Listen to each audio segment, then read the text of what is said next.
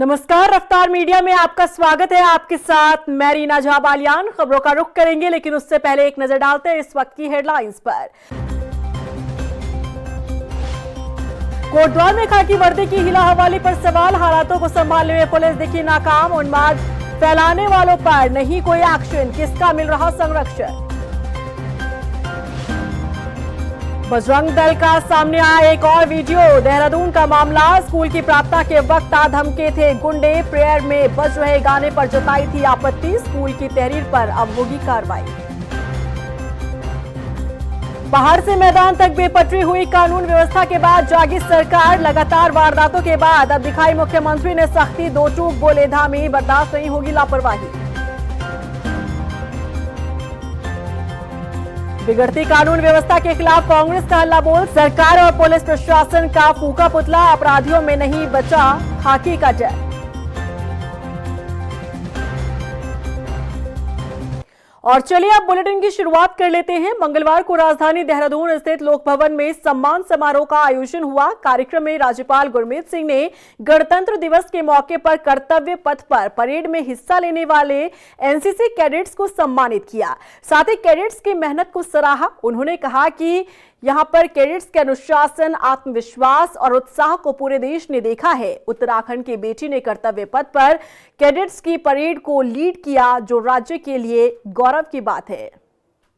आज अत्यंत प्रसन्नता हुई और सबसे बड़ा बात यह है, आज गर्व महसूस किया, गर्व की अनुभूति हुई कि हमारे उत्तराखंड का जो रिपब्लिक डे कॉन्टिजेंट गया था, एक तो उन्होंने वहाँ पर एक उत्कृष्टता, एक स्पेशलाइजेशन और अपने आप उनका जो कार्य था वो राष्ट्र लेवल के ऊपर में बहुत सराहाया गया।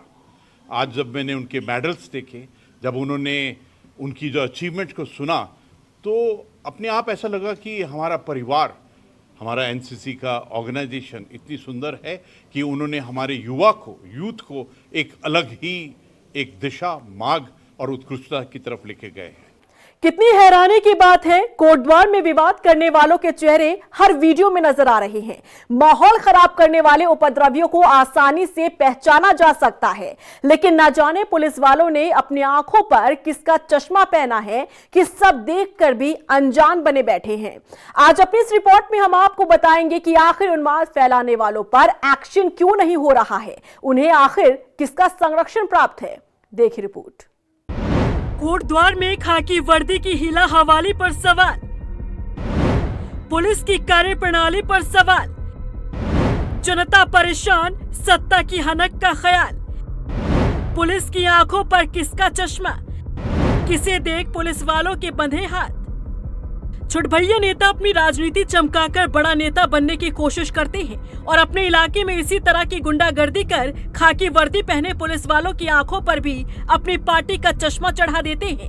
तभी तो ये सब कुछ जानते हुए भी कोटद्वार का माहौल कौन खराब कर रहा है, समुदाय विशेष को टारगेट कर सांप्रदायिक सौहार्द कौन बिगाड़ रहा है, कौन अपनी सियासी रोटी सेक रहा है और फिर पुलिस वाले मुकदमा दर्ज करते हैं अज्ञात आरोपियों पर।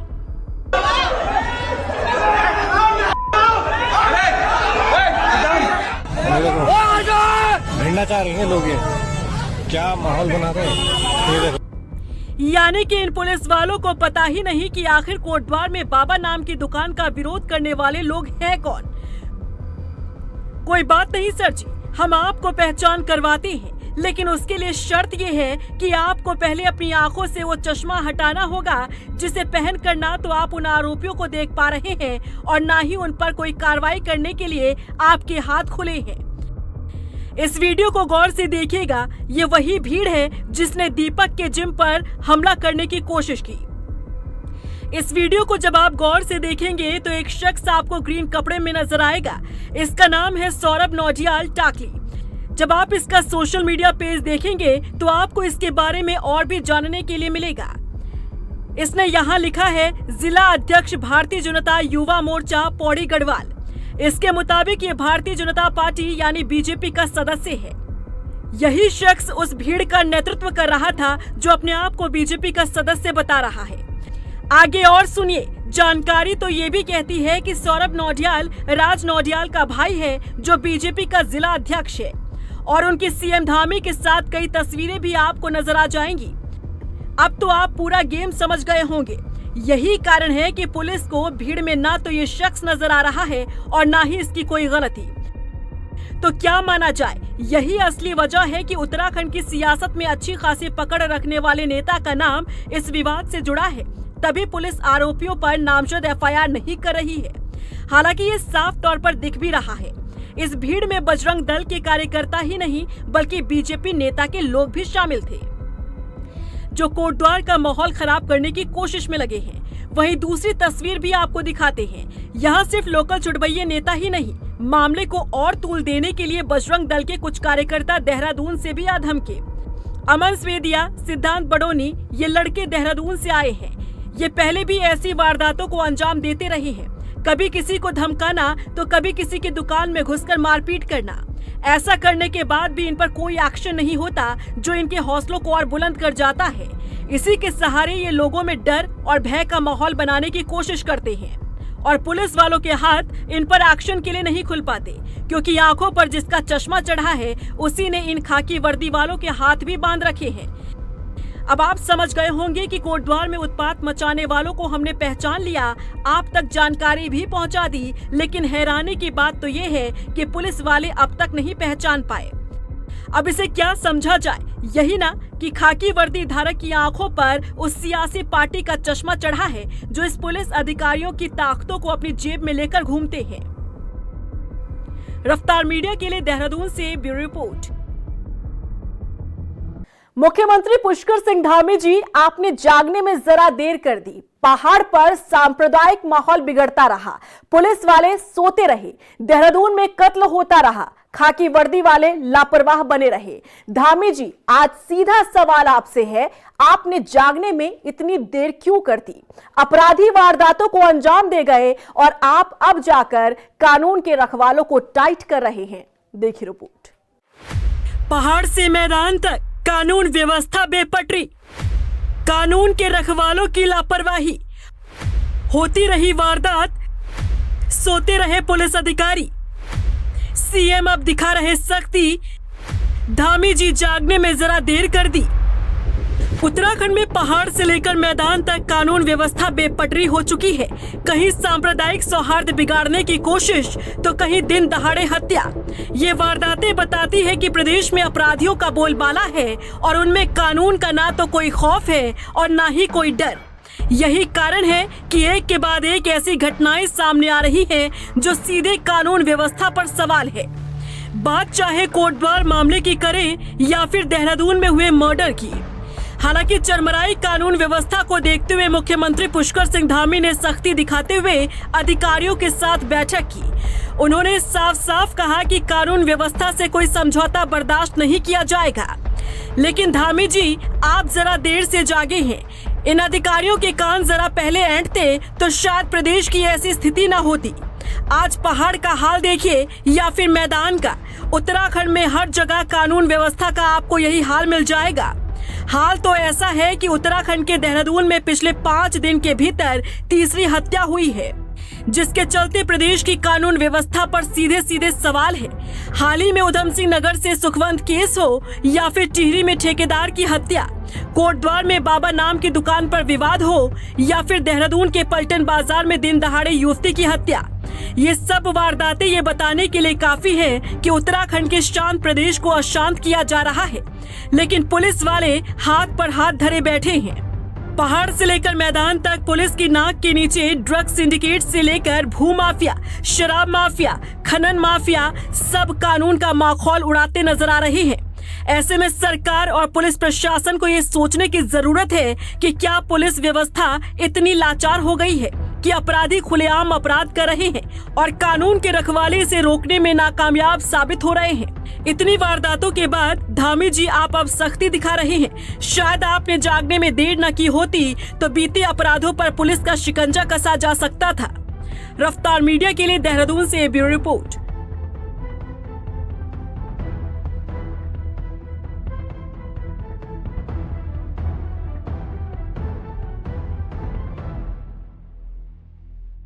मंगलवार को उत्तराखंड कांग्रेस ने राजधानी देहरादून में बिगड़ती कानून व्यवस्था को लेकर हल्ला बोल किया।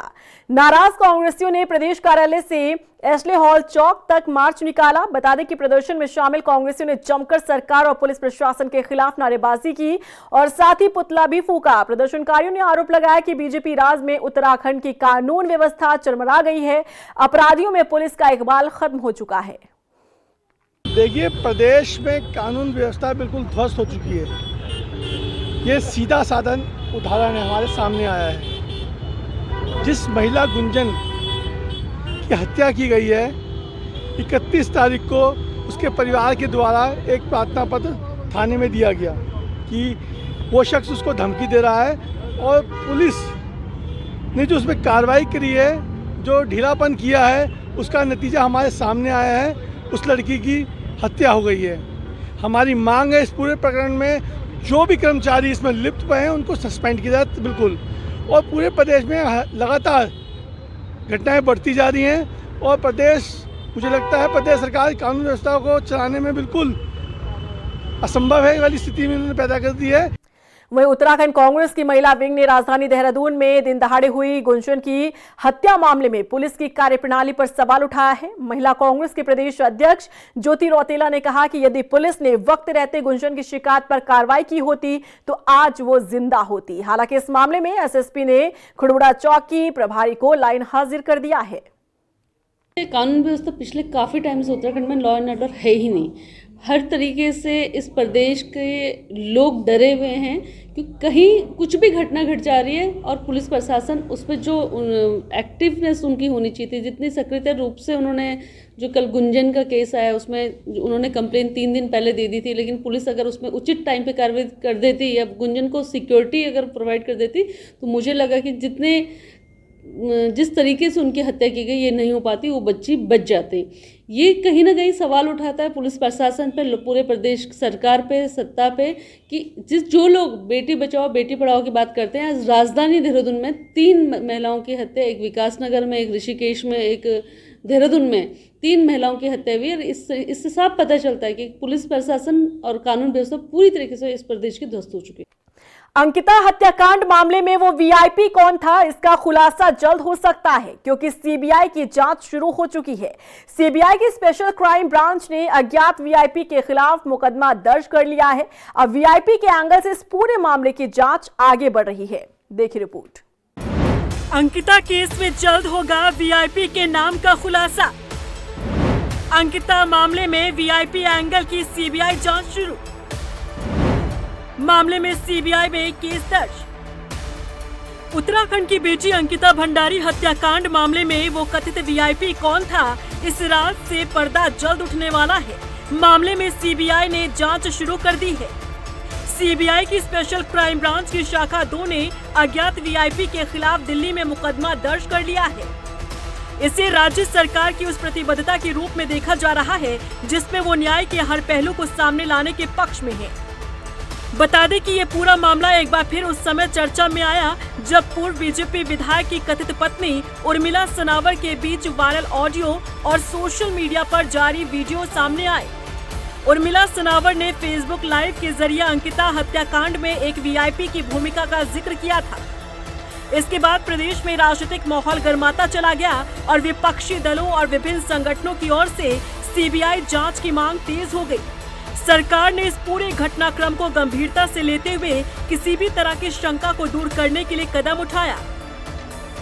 9 जनवरी को मुख्यमंत्री पुष्कर सिंह धामी ने मामले की सीबीआई जांच की संस्तुति कर दी थी।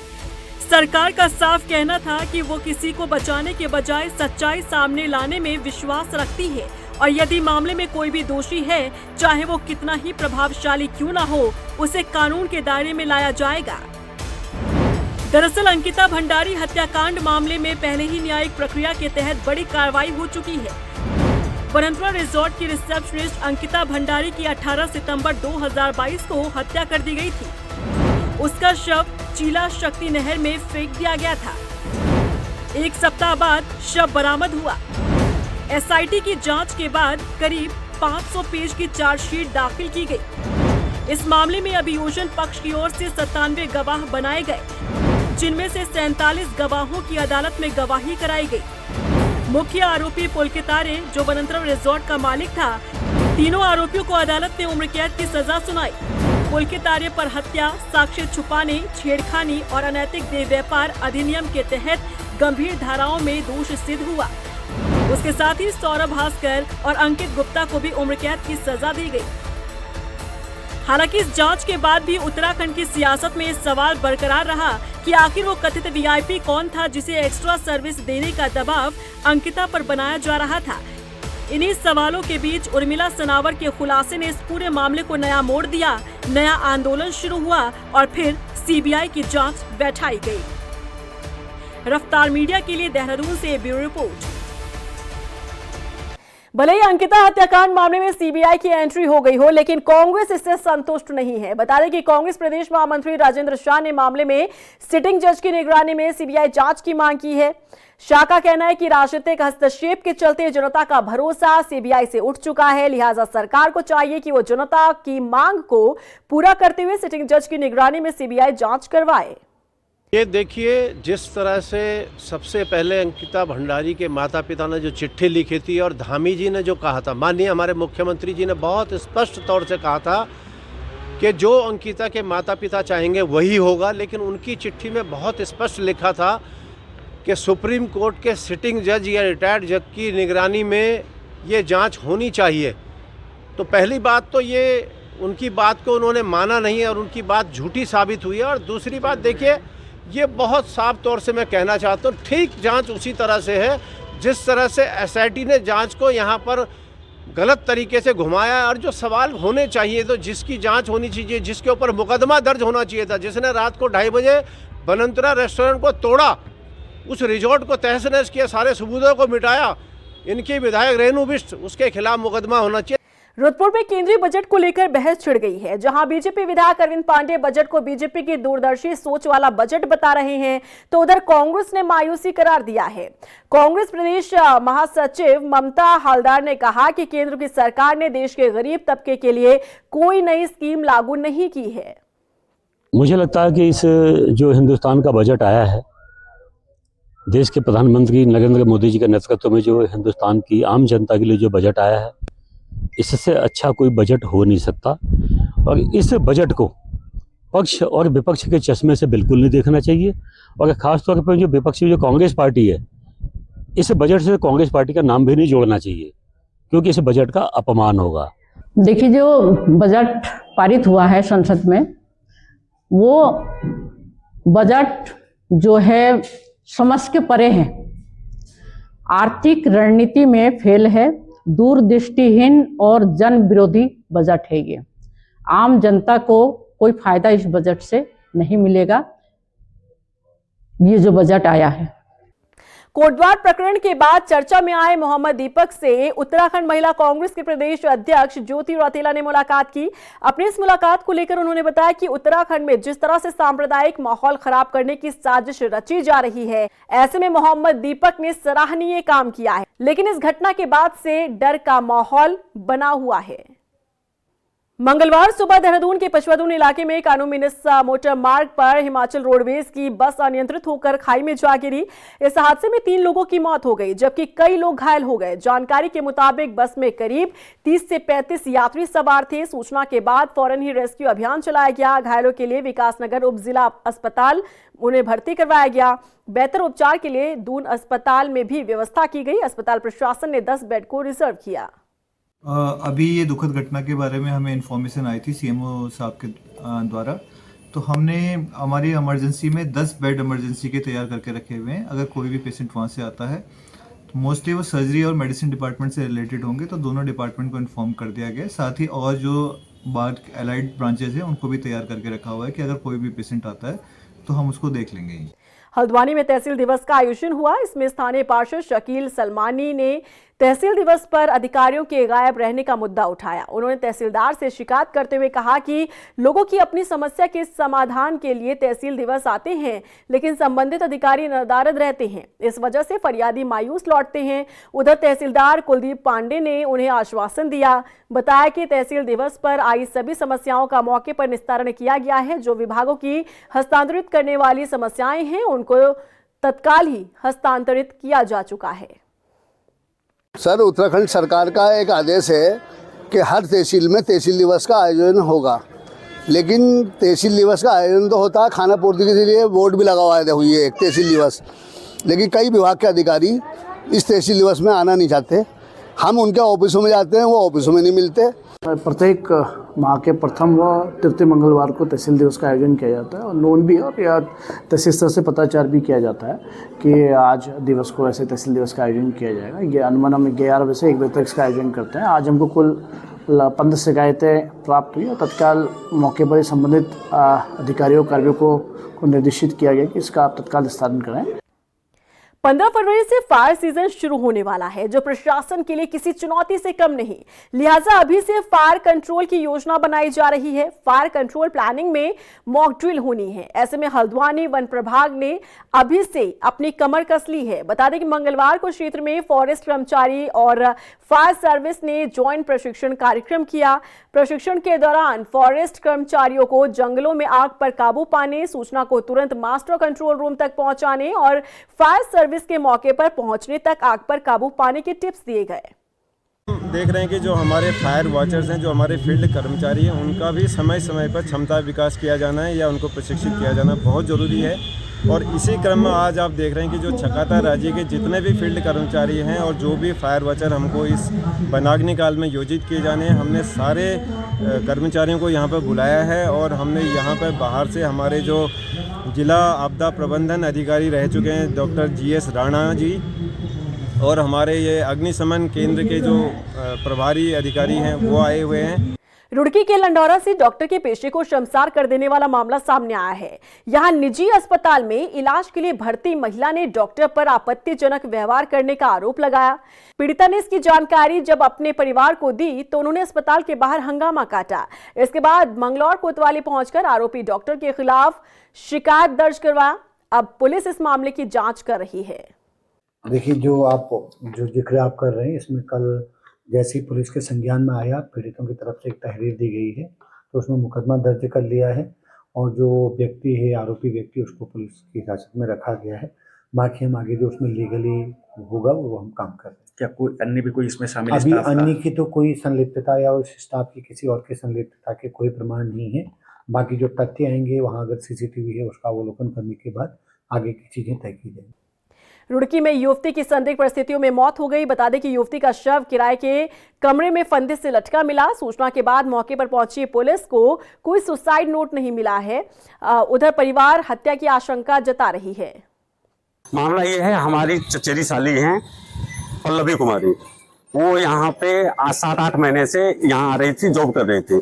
अभी जहाँ पे घटना हुआ है वहाँ 9 दिसंबर को वहाँ पे आई थी, 2 महीने के करीब हुआ है। वहाँ पे हुआ सूचना ऐसे मिली जो कल 2:30 बजे तक लगभग 2:50 तक भी बात हुई थी। तो बात होने के बावजूद भी जो है वो रूम में आई। उसके बाद 7 बजे उनके पापा फोन रिसीव नहीं कर रहे थे, तो उनके जो साथ में जो है उनके रूममेट थी, उनको फ़ोन किया गया तो वो कहीं बाहर बोल रही थी, मैं सहारनपुर में हूँ। फिर जो है वो आई तो वार्डन मैम का नंबर दी, वार्डन मैम जो है बात हुई तो वो बोली आई रूम में चेक करने के लिए, तो वो जो है देखी तो पंखे में लटकी हुई है। और इसी के साथ फिलहाल इस बुलेटिन में बस इतना ही, लेकिन चलते चलते एक नजर डालते हैं इस वक्त की हेडलाइंस पर। कोटद्वार में खाकी वर्दी की हिला हवाली पर सवाल, हालातों को संभालने में पुलिस दिखी नाकाम। उन्माद फैलाने वालों पर नहीं कोई एक्शन, किसका मिल रहा संरक्षण। बजरंग दल का सामने आया एक और वीडियो, देहरादून का मामला। स्कूल की प्रार्थना के वक्त धमके थे गुंडे, प्रेयर में बज रहे गाने पर जताई थी आपत्ति। स्कूल की तहरीर पर अब होगी कार्रवाई।